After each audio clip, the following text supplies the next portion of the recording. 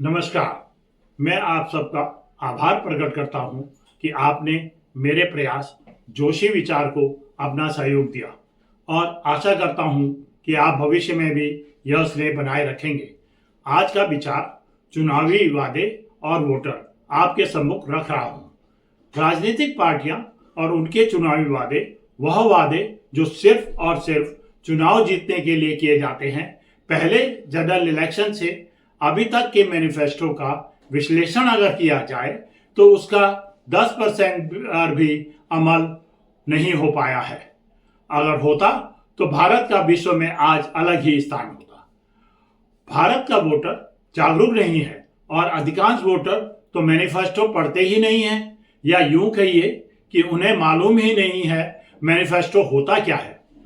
अगर आपने अभी तक मेरे चैनल जोशी विचार को सब्सक्राइब नहीं किया है तो कृपया सब्सक्राइब, लाइक और कमेंट कर अपने मित्रों को भी अवश्य शेयर करें।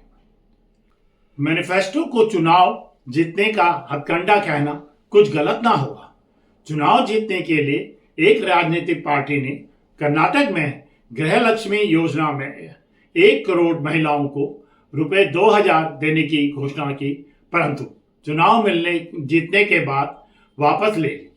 चुनाव जीतने के लिए यह दाव पंजाब में भी खेला गया और बाद में अमल में नहीं लाया गया। अब दिल्ली की बारी है। यहां पर एक पार्टी दूसरी पार्टी से बढ़कर महिलाओं को 2100 से 2500 तक देने का वायदा कर रही है, जो कि यथार्थ नहीं लगता। यह राशि आएगी कहां से? अगर इस वादे पर अमल करते हैं तो क्या दिल्ली में और विकास के काम हो पाएंगे? एक पार्टी द्वारा तो आवेदन फॉर्म में भी भरवाए गए। क्या इस तरह के चुनावी वादे सरेआम वोट खरीदने का एक तरीका नहीं है?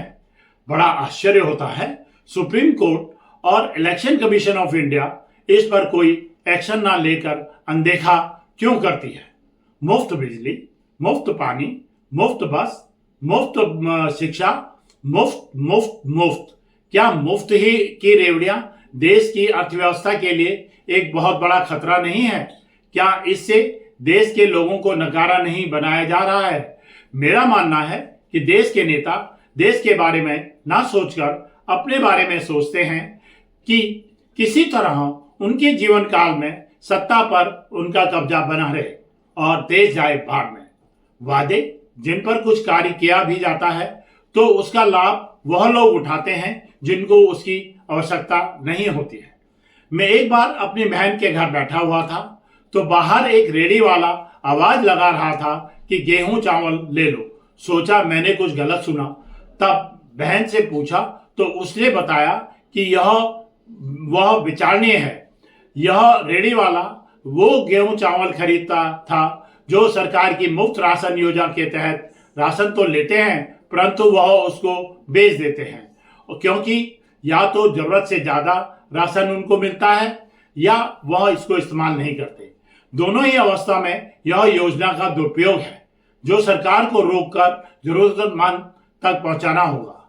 इस तरह के अनेकों योजनाएं हैं जिनका लाभ जरूरतमंदों को नहीं मिलता है।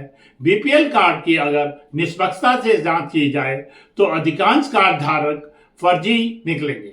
सरकार को अपनी योजनाओं में पुनः विचार कर उनकी सेवा लाभार्थी तक पहुंचानी चाहिए। स्टीव मार्टिन का यह कोट मुझे याद आ रहा है, जिसमें उन्होंने कहा, the public has a short memory, अर्थात जनता की याददाश्त बड़ी छोटी होती है और राजनीतिक पार्टी और उनके नेता उसका भरपूर लाभ उठाते हैं। कमी जनता की है कि जिसने कभी नेता से यह नहीं पूछा आपने जो वादा चुनाव के समय किया था उसको पूर्ण क्यों नहीं किया। समय है जनता को जागरूक होकर अपने वोट का उपयोग करने की और मुफ्त की रेवड़ियों का मोह छोड़कर आप सबसे अनुरोध है कि आप अपने वोट का उपयोग देश में आने वाली पीढ़ियों के भविष्य के हित में रखकर करें। आप कम से कम अपना कीमती वोट उस नेता व राजनीतिक पार्टी को दें जिस पर आपको भरोसा हो कि वह आपकी संस्कृति, देश की अर्थव्यवस्था, सुरक्षा व आने वाली पीढ़ियों के हित को ध्यान में रखते हुए कार्य करेगी। आशा करता हूं कि आप इस पर विचार कर अपना कीमती वोट अवश्य देंगे। नमस्कार।